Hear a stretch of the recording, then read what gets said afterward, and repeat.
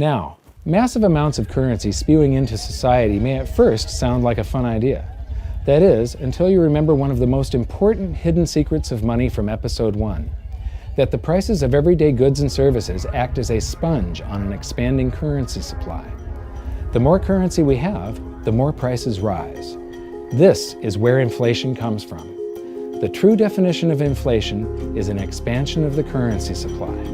Rising prices are merely the symptom. So our entire currency supply is nothing but a couple of bucks whipped up in this hocus-pocus scam where the Treasury and the Federal Reserve swap glorified IOUs, and a bunch of numbers that the banks just type into their computers. That's it. That's our entire currency supply. It's nothing but a supply of numbers.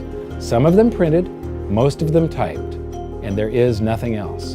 But if you thought that was crazy, get ready to enter the twilight zone of modern economics. We work for some of that currency supply. True wealth is your time, but we trade away moments of our lives, hour by hour, day by day, and year by year, for numbers that somebody printed on pieces of paper or just typed into a computer. Now those numbers represent our blood, sweat, tears, labor, ideas, and talent. We are what gives the currency its value. But here comes the really cruel joke. We work hard so that we can save some of that currency, so that we can pay the tax collector. In the United States, it's known as the IRS. They then turn it over to the Treasury so that the Treasury can pay the principal plus interest on that bond that the Federal Reserve bought with a check drawn on an account that has nothing in it. Now let's do a recap on this section, because this is where the system begins to rob you and I on a massive scale. Much of our taxes are not used for schools, roads, and public services, but to pay interest on bonds that the Federal Reserve bought with a check drawn on an account that has nothing in it. The Federal Reserve is committing fraud. But here's one of the biggest secrets of them all. Before the establishment of the Federal Reserve, there was no need for personal income tax. The Federal Reserve was created in 1913, and that very same year, the Constitution was amended to allow income tax. Do you really think this was just a coincidence? Ask yourself how much income tax you've paid over your lifetime. Much of it has been silently siphoned away into the hands of those who own the system. Yes, this system has owners. Who they are is an even bigger secret that we'll get to shortly. But first, we need to understand the mumbo-jumbo of the so-called debt ceiling. It's all based on a huge paradox. There was interest due on that bond, and there was interest due on every one of those loans that the banks made. That means that there is interest due on every dollar in existence. Let me ask you something. If you borrow the very first dollar into existence, and that's the only dollar that exists on the planet, but you promise to pay it back plus another dollar's worth of interest, where do you get the second dollar to pay the interest? The answer is that you have to borrow that one into existence and promise to pay it back with interest as well. So now there are $2 in existence, but you owe $4, and so on and so on. The result is there's never enough currency to pay the debt. There is always more debt in the system than there is currency in existence to pay the debt. Therefore, the whole system is impossible. It is finite. It will come to an end one day. What would happen if the government stopped borrowing to do deficit spending? Are the payments on those treasury bonds going to stop? What would happen if the public stopped borrowing and going deeper into debt? Are your house and car payments going to stop? No. There is a payment due every month on the principal plus the interest on every dollar in existence, and those payments do not stop. If we stop borrowing, then no new currency is created to replace the currency that we used to make those payments. Whether you're making a payment on a loan or paying tax to make a payment on a bond, the portion of the payment that goes to pay off the principal extinguishes that portion of the debt. But the debt also extinguishes the currency. Currency and debt are like matter and antimatter. When they meet, they annihilate each other. If we just pay off the principal only on all the loans and bonds that exist, the entire currency supply just vanishes. So if we don't go deeper into debt every year, look what happens. The whole thing goes into a deflationary collapse under the weight of those payments. Politicians and pundits alike talk about balancing the budget, paying down the debt, and living within our means. They don't understand that that is deflationary. It is impossible to do under our current monetary system without collapsing the whole economy.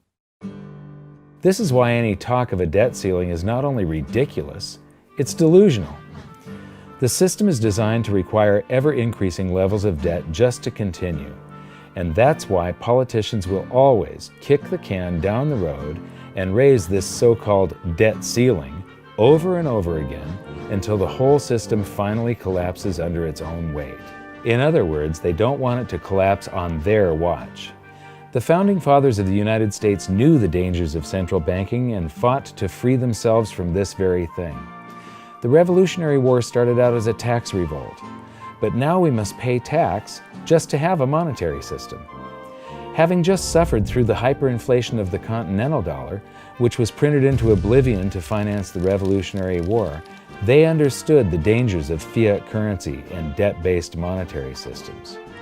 So to protect future generations from institutional theft and out-of-control government, they wrote into the Constitution that only gold and silver can be money for the simple fact that you can't print them. Our current system is not only unconstitutional, but it robs us of the liberty and prosperity our forefathers fought and died for. We are all feeling the effects of ignoring the Constitution right now. By forcing more currency into circulation, our purchasing power is diluted.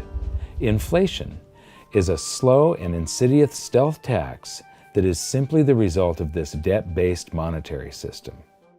This system empowers and benefits those who create the currency and receive it first, as they get to spend it into circulation before it has an effect on the economy. They're stealing purchasing power from you and transferring it to the banks and the government every hour of every day because of this false monetary system. And it's not like the people at the top don't know this. To quote the Federal Reserve, the decrease in purchasing power incurred by the holders of money due to inflation imparts gains to the issuers of money. This is a fraud. It is a pyramid scheme, it is a Ponzi scheme, it's a scam, and it's a lie. Our entire monetary system is nothing but a form of legalized theft. But here's the biggest con job of them all. The Federal Reserve is not federal, it has stockholders. There is no federal agency that has stockholders. What's a stockholder? A share of stock represents a percentage of ownership in a corporation. So the stockholders are the owners of that corporation. Therefore, the Federal Reserve is a private corporation with owners.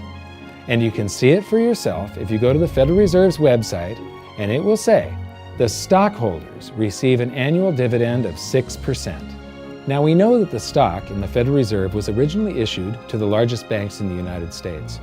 But because of mergers and acquisitions through the years, you can't actually trace who owns the stock in the Federal Reserve. That's a very closely guarded secret. My guess would be that the owners are those primary dealers, the banks that get to make a profit by selling part of our national debt, those bonds, to the Federal Reserve, who buys them with a check from nothing. Then we pay tax to pay the principal and the interest on those bonds so that the Federal Reserve can pay the banks a 6% dividend. Don't be alarmed if you don't quite comprehend the deception of this system at first glance. Very few people do. It is purposely complex. The economist John Maynard Keynes once wrote, "By this means, government may secretly and unobserved confiscate the wealth of the people, and not one man in a million will detect the theft."